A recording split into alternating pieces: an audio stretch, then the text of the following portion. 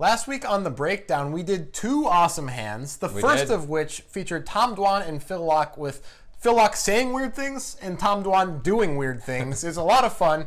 Check it out by clicking right up here, then come right back on here for your comments. Here we go. So our favorite comments start with Seth Barr. All right. Who says, what is the best hand that you guys think Dwan could make this play with? With ace high on this board, does he have some showdown value, albeit very little, and yet still makes this play? Does he do this with a 3, pocket 7s, a queen? Interested to see what you guys think is the top of Tom's bluffing range here. Ooh, the top of his bluffing range. I like that question. That's an interesting question. I think the top of his range has got to be a bad queen. Yeah, the top of his bluffing range, because he blocks some of the queens then. So I guess that's okay. I mean, we're trying to fold out a queen. Yeah. It looks like Phil has a queen, but we feel like we're just going to... Although we're chopping with a lot of queens anyway. I don't know if he's going to bluff a queen. Yeah, I don't think it's going to be too good. I think ace high might be the top of his bluffing range. All right. Yeah, I think we found it pretty much. I mean, Tom could actually consider calling with ace high here. I mean, I can't believe the hand played out the way it did. So it's hard to know what Tom can and can't have. It's incredibly hard to range him. I can't imagine a queen or pocket 7s is really going to decide to bluff here. I mean, pocket 7's much more so than a queen. Yeah, but you don't even have a blocker to like ace king in those hands. Right, but with a queen, you block the queens, which is why we can call. Right? Because it means like he's more likely to be bluffing Phil Laak is. But with 7s, the king and the queen being up there and then him betting, like we might do a just in case raise because we're losing a lot. Tom Dwan might do that. That's true. So maybe pocket 7s, but ace high is at least near the top of his bluffing range. We're just like, Phil Laak can't call with a queen or a king or a queen. Who cares? If we're ahead anyway, cool. If not, then we win. That's I guess nice. so. I guess so. Cool moving comment. on. That's a cool comment. Jeremy Lynn says, that analysis is retarded. Talking about us. Is he from Boston? He must be. Did you see Phil Laak call it off with just one pair versus Dwan's massive overbet raise in the Aussie Million Cash game, whereas all I see is Ellie folding to Dwan? This is in reference to me maybe saying Ellie is a guy that Dwan wouldn't do this against? Yeah, and we're saying Phil Laak is always going to fold, and he's saying Phil Laak did call in one of these spots, and Ellie was folding. But I think there's something really important which is not talked about here, which is the context. So these hands that you're talking about happen after the hand that we showed you. Right. So now Phil Laak is going to be a little bit more apt to call when Tom does this massive over raise, right? Was it that big though in the Aussie Millions? I have no idea. Yeah, I didn't see it. I'm pretending it is. Okay. But even if it's so, then Phil Laak's seen Tom Dwan do this with the bluff. Right. Right. So he knows it's more likely, and he knows that Tom Dwan might target him that way. Yeah. But before that, like Phil Laak can't call the first time this happens, I don't think. I mean, he can, but it might be a bad idea. None of it makes sense. That's the thing. Right. All right, moving on. Raphael Would says, in addition to the reasons you guys pointed out, Laak was up a significant amount in the game, and the show was ending relatively soon. Therefore, Tom probably also felt Laak would be much more likely to be, quote, locking up the win to a certain extent and have a tough time putting his entire profit on the line in one of the last hands of the game. I love this comment. That's a great comment, and it's something we were unaware of. Yeah. And it makes a great point because Phil Laak's a guy we've seen on cash games tell the whole table he's separating out his profit and his buy-in, and he's not going to dip into the buy-in. He's done that. I mean, he's joking, but there's some truth in every joke, right? Phil Laak is a nit. So this is a really good point. I mean, I think...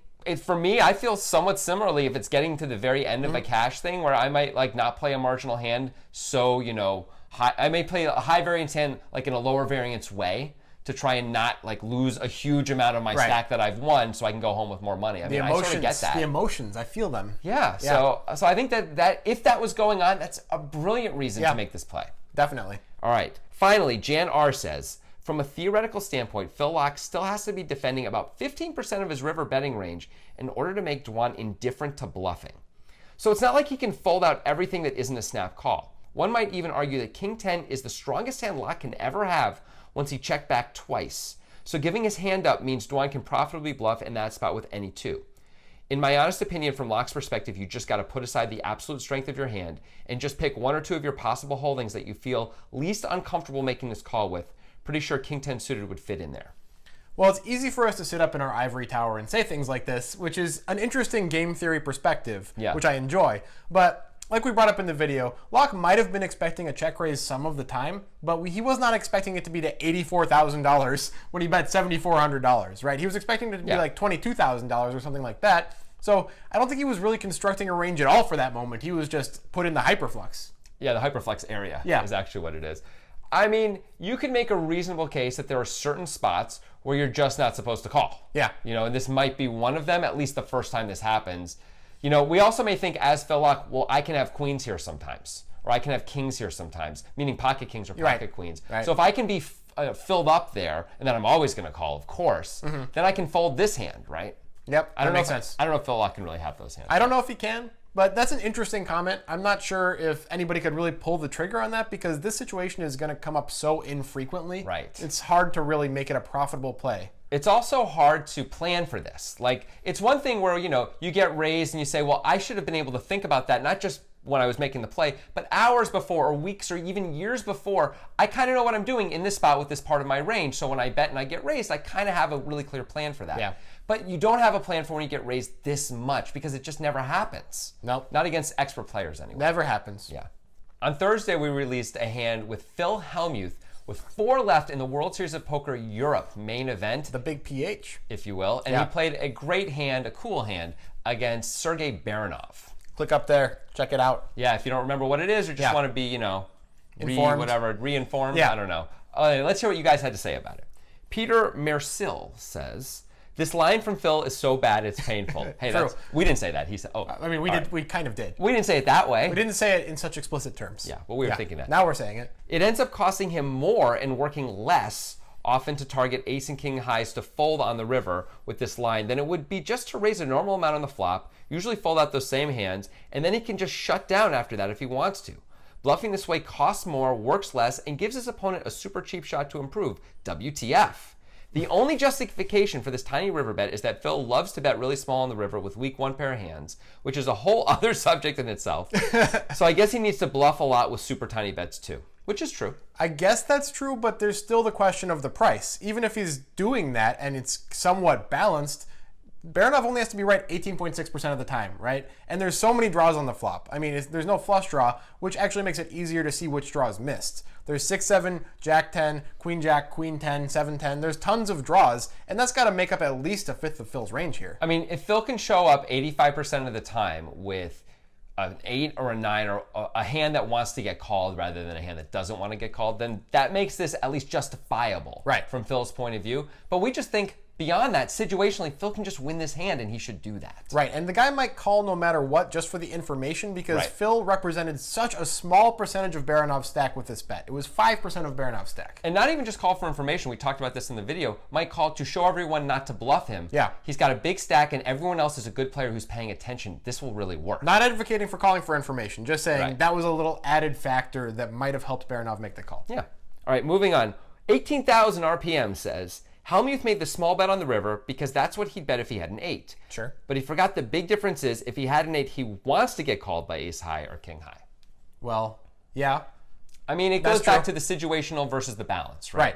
So you're going to be exploitive or you're going to be game theory optimal. If you're trying to play more game theory optimally, which I wouldn't say Phil really does very often. I don't think raising an 8 on the flop, raising an 8 on the flop is ever game theory optimal. No. So I don't know if that's what he's doing. No, so then it's hard to say a balance after that, But we think Phil is trying to rep that exact kind of a hand. Yeah, for sure he is. The relatively medium strength one pair hand, which somehow raised the flop, but Phil really does that, so it's weird. Phil got caught up in the story, which is interesting because often we say you have to tell a good story if you're going to bluff. He tells a reasonable story. He's telling a reasonable story. It's just he's giving way too good of a price. The math is there to make the call anyway. Who cares about your story, Phil? And, you know, Baranov might really be supposed to fold king, queen there because he's got so many other ace highs. Yeah. But he calls and it's reasonable, and again, for the other reasons we talked about, some of the metagame stuff.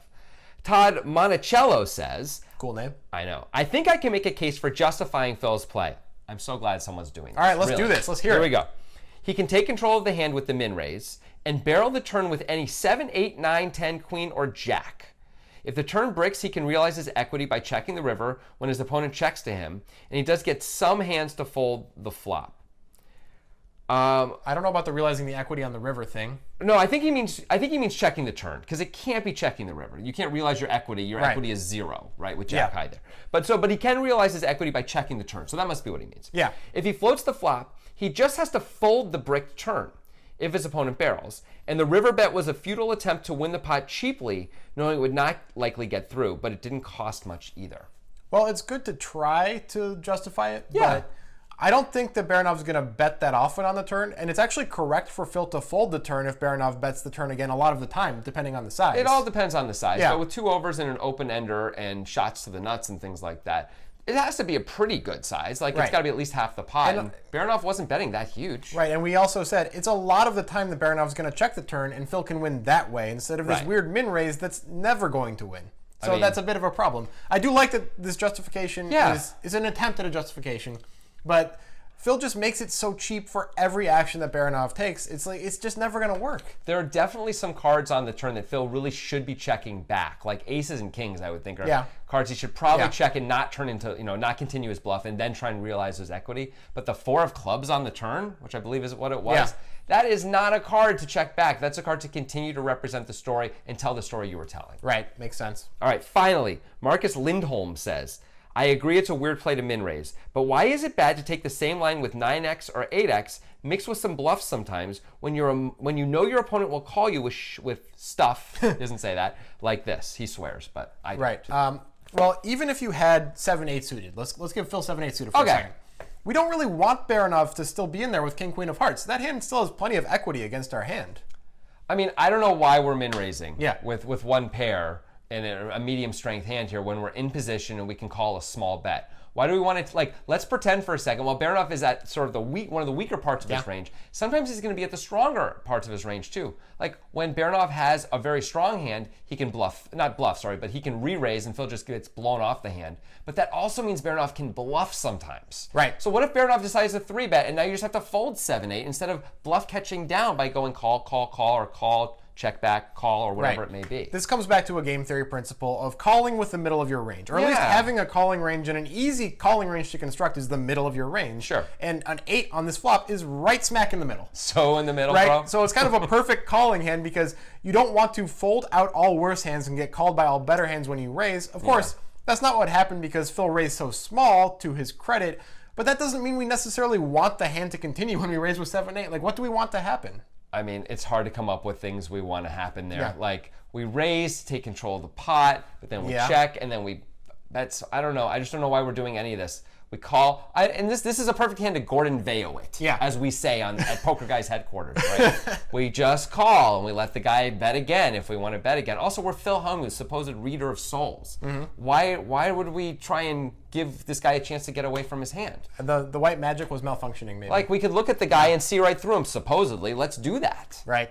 At least he thinks he can do it. I like that you guys are trying to help Phil out here, but we're just not seeing it in this hand. Phil makes some good plays. This is not one of them. We're going to do a hand soon where Phil wins. We promise. We hope. I mean, maybe. probably.